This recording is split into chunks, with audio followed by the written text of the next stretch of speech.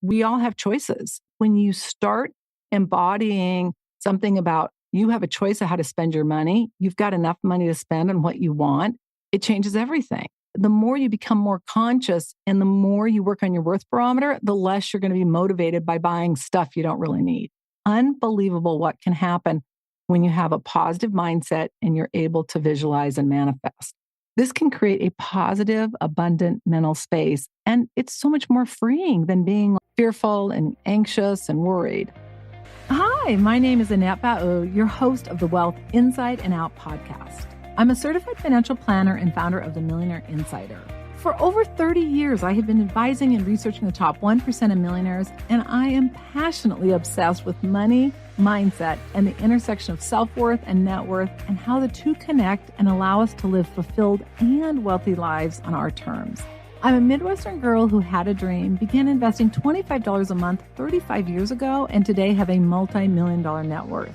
I teach the tried and true that only someone with over 3 decades of experience advising millionaires would know. This podcast is different, about much more than money. We talk about mindset, success, money blocks, worth barometer, and all aspects of money and topics from practical manifestation, along with real-world how-to and everything in between, with the goal of making your journey easier and more fun. Think of this as coffee, actually matcha tea, learning real-world common sense money and life advice from a BFF that you can start applying today. If you want to create a financially free life you love, you are in the right place, my friend. This is the Wealth Inside and Out podcast. So today's free resource is our Worth Barometer Guide. You can go to themillionaireinsider.com/WBG. The Worth Barometer combines your belief and self-esteem, and it's the first step to build the confidence you need to create a fulfilled and wealthy life on your terms, as well as to create an abundance mindset, meaning it's virtually impossible to have an abundance mindset if you don't have a healthy worth barometer. For 40 years, I have studied extraordinarily successful people and 35 years been advising them. And the one thing that I have found beyond a shadow of a doubt is your biggest indicator of success is your worth barometer.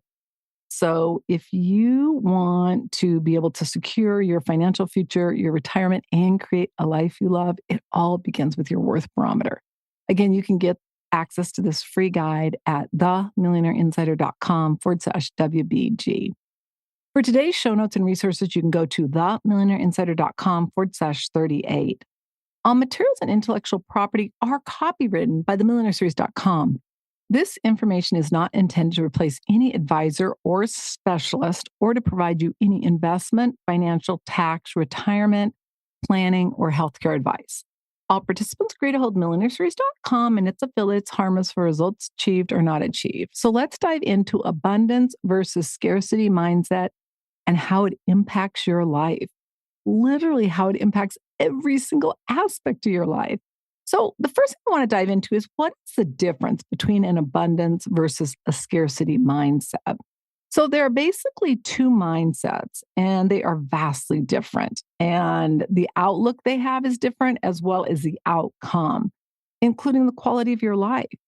They shape our reality and determine more about our journey with money than almost anything else. In fact, as I was doing research for this podcast, I could not think of one thing that would impact your journey more. The difference between an abundance and a scarcity mentality is huge, and it has far-reaching consequences for our personal growth, our relationships, and our overall well-being. So how do these two different mindsets produce results in our life? And more importantly, what results do they produce? So an abundance mindset is what I would refer to as the possibility zone. It's rooted in the belief that the universe is infinitely abundant. It thrives above the grid, which is more positive, and a belief that there's enough to go around of anything, whether it's money, wealth, opportunities, love, everything. People who embody this see the world very differently. For example, they see challenges as opportunities, setbacks as learning experiences. They don't deter them. They give them more information. They believe that by putting effort in and by being determined, they're going to be able to achieve their goals. One of the key characteristics of an abundance mindset is gratitude. People with this type of mindset have a can do attitude and they focus on what they have versus what they don't have. They appreciate any victory, regardless of the size. They understand that anything that happens to them is helping them get to their goal. It is a mindset that encourages collaboration and sharing. And there's no fear of losing something by helping someone else, meaning like if you get ahead, then I can't. And so I've got to fight, deal, and cheat to get ahead, which is much more of a scarcity mindset. I would refer to this as the grip of limitation or the never enough. It operates from a place of lack. It's exhaustive and it's driven by fear and insecurity. When you meet somebody that has a scarcity mindset, you're going to know it immediately. If you get your share, then I can't get mine. The core belief of a scarcity mindset is a belief that resources are limited and that you got to fight fiercely to secure your share. People that have a scarcity consciousness often envy others. They're jealous when other people succeed because they believe it's a threat to their own success, their own well being. They oftentimes view people with money or abundance as bad, unethical, or corrupt. And I think the biggest problem with scarcity thinking is that it's a self-fulfilling prophecy. Because what ends up happening is these individuals are focused on what they lack or they fear losing. And what happens when you're focused on that is you miss opportunity. And we know that what we focus on expands. So if we're focusing in on what we don't have, we're going to get more of what we don't want. If we focus on what we have and what we want, that's what we're going to get more of. And I will tell you, I have seen that over and over again in my career. This mindset, one of a scarcity consciousness, can lead to stress, anxiety, and even strained relationships. And involves having to be selfish and reluctant to share or collaborate because you're afraid that they might get something you've got. Let's talk about shifting perspectives from scarcity to abundance. The best news of all is that mindsets are not fixed and they can be cultivated and changed if we want to. Now, initially, it's going to require some work. It's not going to happen for most people overnight, but if you really do want to change it, you can.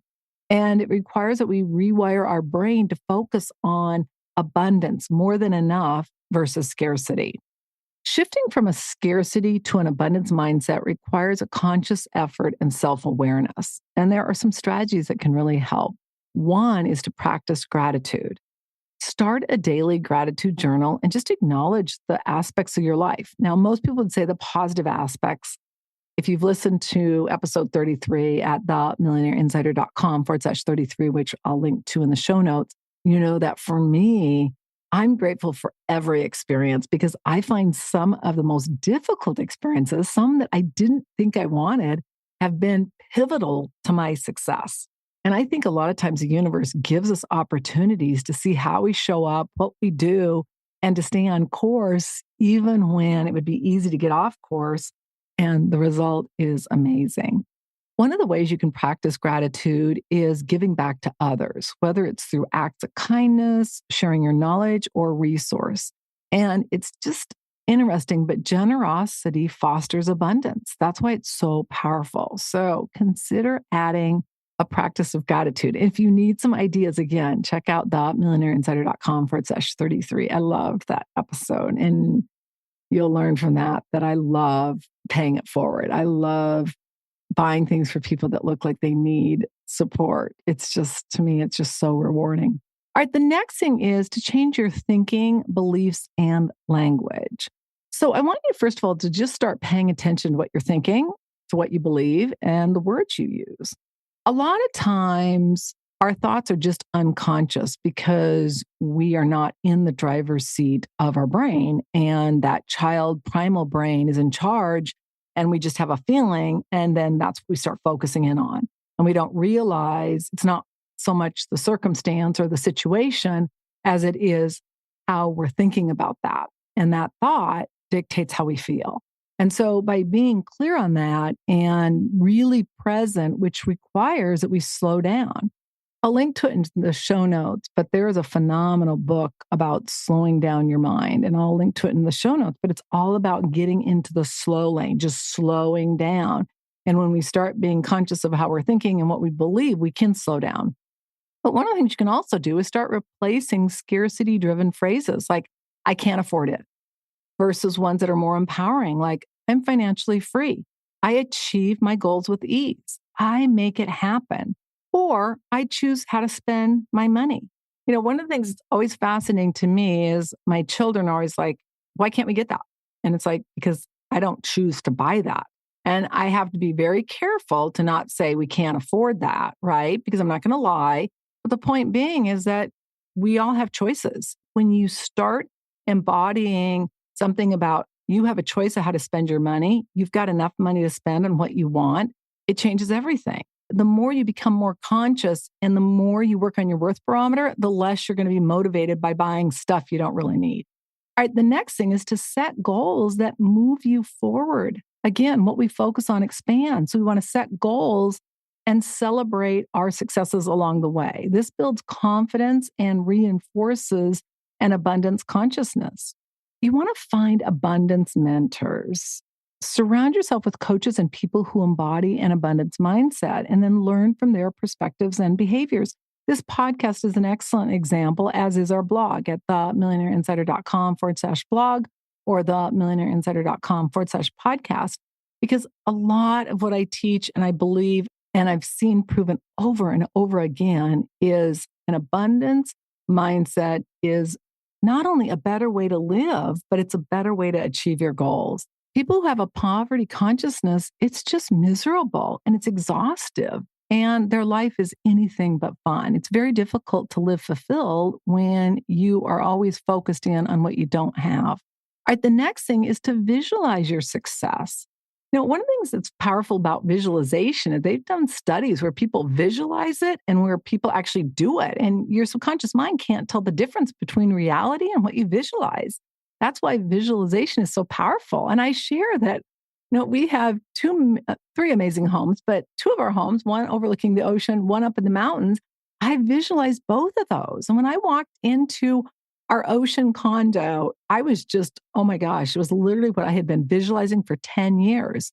And now we're building a home on a mountain in Phoenix. And when I saw this, I had been visualizing just having a view of a mountain. I didn't need a whole mountain, but not only do I get the whole mountain, I have an entire view of every single mountain in Phoenix. Unbelievable what can happen